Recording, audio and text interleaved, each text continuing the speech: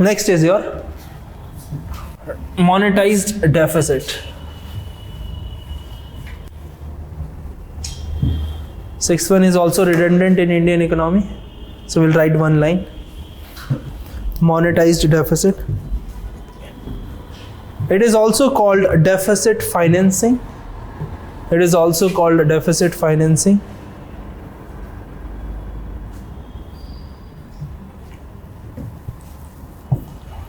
Under which if government borrows from Reserve Bank of India,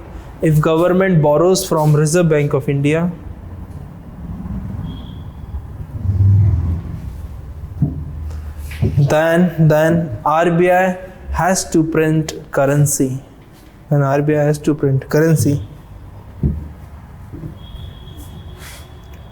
To give loan or to give money, you write to give money to government. In bracket you write printing of currency.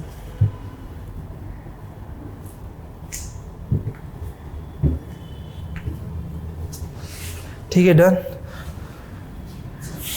Now we'll come on to the next topic. That is FRBM Act 2003. What is the full form? Fiscal Responsibility and Budget Management Act 2003. Fiscal Responsibility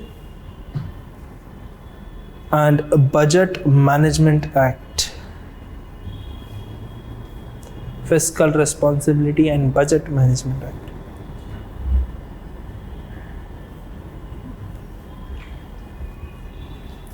So you write one line. The objective of this act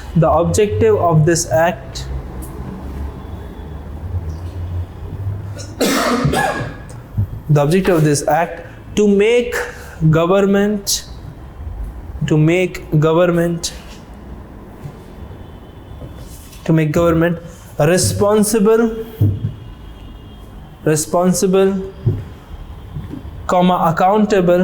responsible, accountable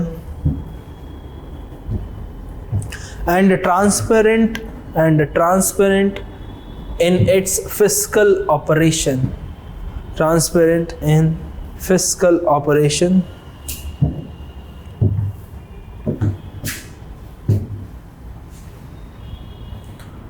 Full stop. It shows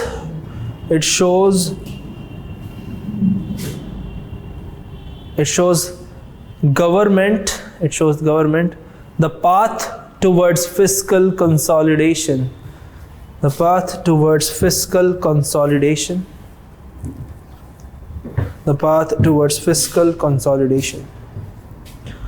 Full stop. Now just understand.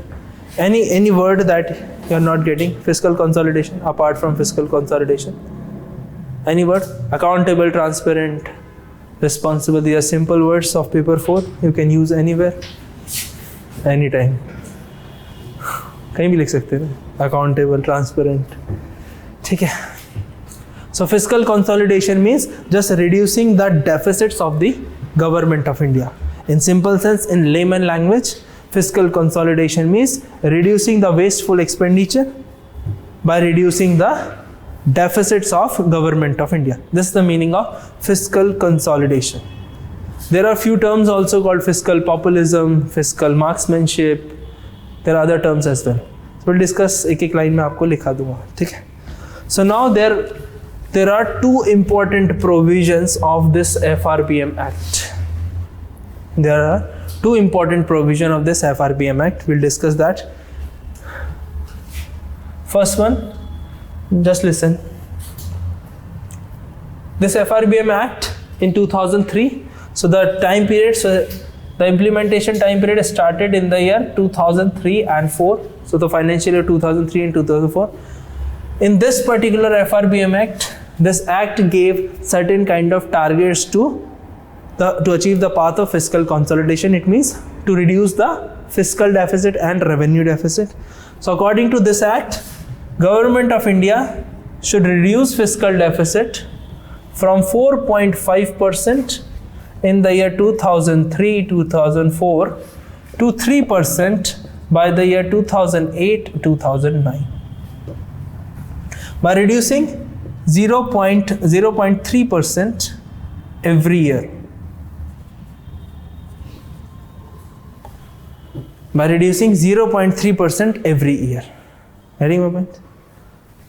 The second important provision is this. Government should reduce revenue deficit from 2.5% in 2003-2004 to 0%. It means this particular act is thinking about eliminating revenue deficit. Now you know that why this particular act putting stress on eliminating revenue deficit. Here we are just reducing by 0.5% every year. This particular act, this is the path of fiscal consolidation. Getting my point? So we write these provision first. First provision. According to this act, government should reduce, fiscal deficit from 4.5% in bracket you write this year 2003-04 from 4.5% to 3% in bracket you write 2008-2009 by the reduction of 0.3% every year.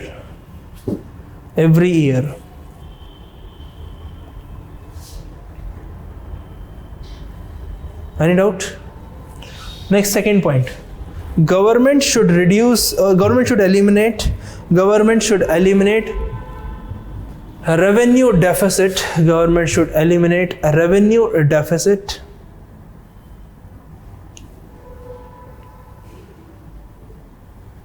from 2.5%, again in bracket you write 2003-2004, from 2.5% to 0% in 2008-2009 by reducing 0.5% every year.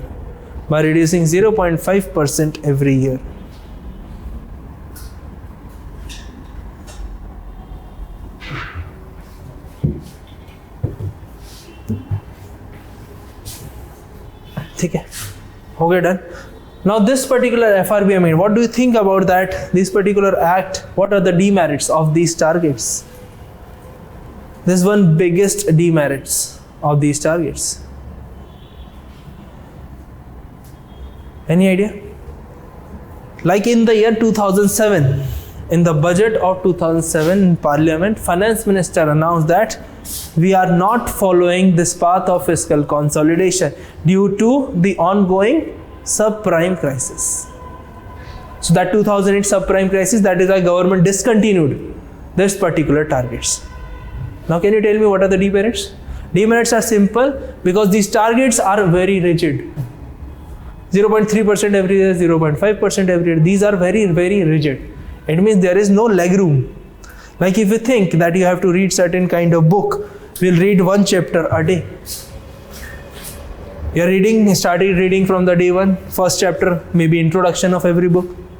You will complete it. Second, third, fourth. Maybe sometimes you will find that there are difficult chapters, very difficult to complete in a day. So you are making rigid targets. You need certain kind of leg room, flexibility to complete that particular target. Then if you leave certain chapter half in that day, then it will carry forward on the next day. Then obviously your deadline to complete that particular book will be extended. Getting my point? That is why government is not able to achieve this target. So in the year 2007-08, they have announced that we are not following this FRBM Act because of the ongoing crisis of subprime crisis occurred in United States of America.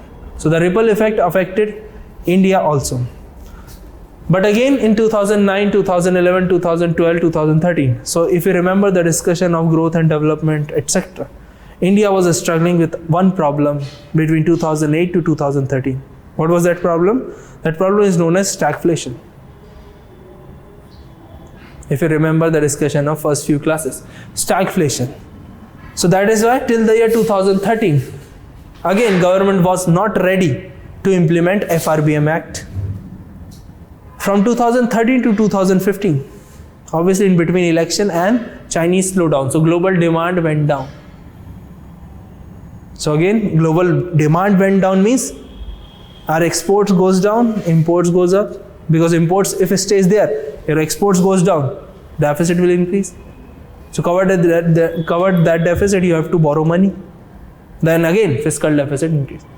But in the year 2015, government set up a committee under the chairmanship of N.K. Singh. And in that committee, there is also Chief Economic Advisor was the member. Arvind Subramaniam, ex-Chief Economic Advisor of India, was the member of that particular committee. So N.K. Singh, headed by N.K. Singh, former bureaucrat. So he headed the committee to review the implementation of F.R.B.M. Act 2003. So starting from the year 17-18 to 22-23, this particular committee, N.K. Singh committee, gave certain kind of recommendations to achieve the path of fiscal consolidation. Getting my point? So we'll discuss that, the report of that committee. What were the main recommendations? But before that, there are a few terms called like fiscal prudence. You must have read in the newspaper. Fiscal populism, fiscal marksmanship. So these terms are frequently appear in the newspaper. Fiscal prudence means if government is spending, what's the meaning of prudence? English word, normal, nothing economics in it. Fiscal prudence. Prudence in Hindi we can say kifayati. So it means in its fiscal operation, government should be careful in spending money in the economy. So you write, fiscal prudence means rationalization of expenditure. Fiscal prudence means rationalization of government expenditure.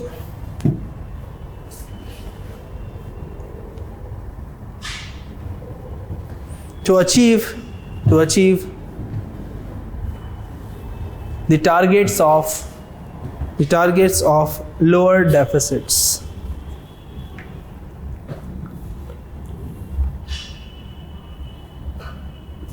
Okay. There's another term called fiscal populism. This time they may ask because of the election year. So you write, it refers to the situation of government's stimulus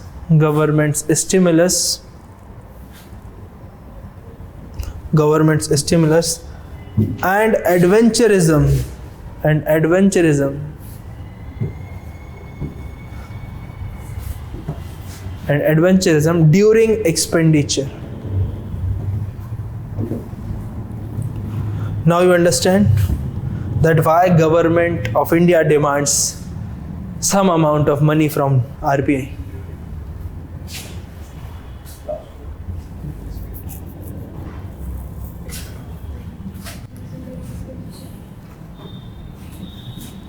Why government of India demands money from RBI?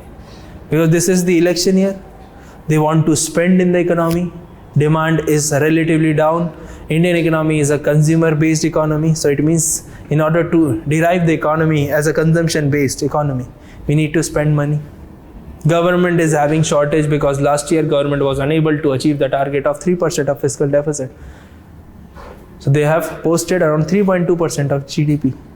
This year government made a target of 3% of fiscal deficit. It means government cannot borrow. India achieved improvement in ease of doing business index. कितना हो गया? 77. So a jump of another 23 spots. So from 30 to 23. Last year 30, from 130 to 100, now 100 to 77. And about credit rating, If you remember the Moody's credit rating. So government, India this time performed well. So it means you cannot breach the fiscal deficit target. Getting my point? If you breach that target, your ease of doing business will go down, as well as your credit rating will be downgraded by the credit rating agency. Credit rating is very, very important in order to bring investment, and investment we have to bring just because to make our flagship program a successful. So you know the linkage. How do you ease of doing business and the fiscal deficit? Because ease of doing business means government is not borrowing. If you think that I am thinking about investing in Indian economy, but Indian economy is struggling with the problem of deficit, it means there is a problem. If you think about like 4.5% of fiscal deficit in the year 2013, this was the rate of fiscal deficit in 2013. What happened at the time? Investment started declining. The reason is simple, that whenever you think about the ease of doing business in India, there is a challenge that how to exit from Indian market. Exit from the Indian market means government wants to borrow money, government wants to retain that particular investment. If that will go outside, then government will provide that particular service. And if government wants to provide that particular services, then government has to invest in the money. So high fiscal deficit is always telling that government is not accountable, not transparent, and not efficient in its fiscal operation. So there is no certainty. So we want stabilization of these deficit. So that will attract investment, that this government is predictable. Indian government, Indian economy is performing well on a sustainable path. Because whenever you will post that this time 3.2% of fiscal deficit, next year 4%, again next year 2%. So there are quite fluctuations. So Indian economy will not stabilize. So in order to bring investment, we need macroeconomic fundamentals should be strong. And you know macroeconomic fundamentals, मैंने आपको बताया था. If you remember the index of 12th class NCERT, remember the index? क्या क्या आता है उसमें?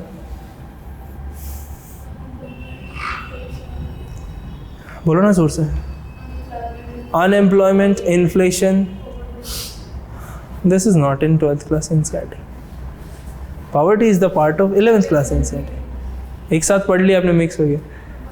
Banking, GDP, balance of payment. So if you remember the index, it means we want less deficit on balance of payment. That is macroeconomic fundamental. We want high GDP growth rate. We want particular repo rate. We want controlled inflation. These are macroeconomic fundamentals. याद करने की जरूरत नहीं. और 12th class NCERT का index याद रखो, वही चीज़ लिखनी. तो यही क्वेश्चन है कि ease of doing business is very, very important in order to bring investment.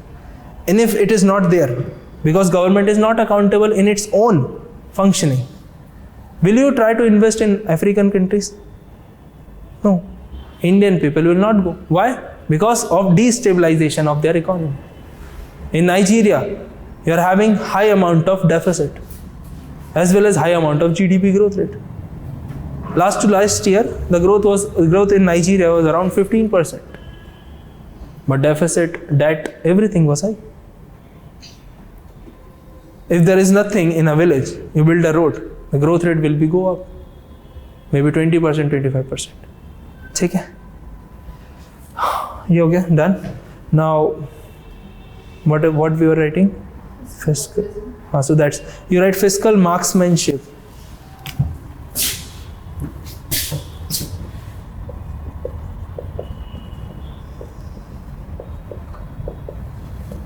Fiscal marksmanship. Spelling is on the board. It refers to the precision and the accuracy. It refers to the precision and the accuracy of the government to predict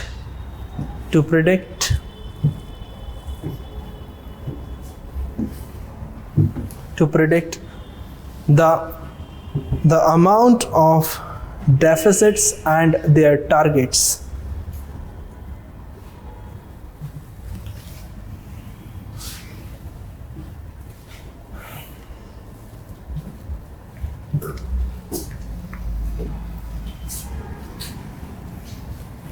Any doubt you can ask?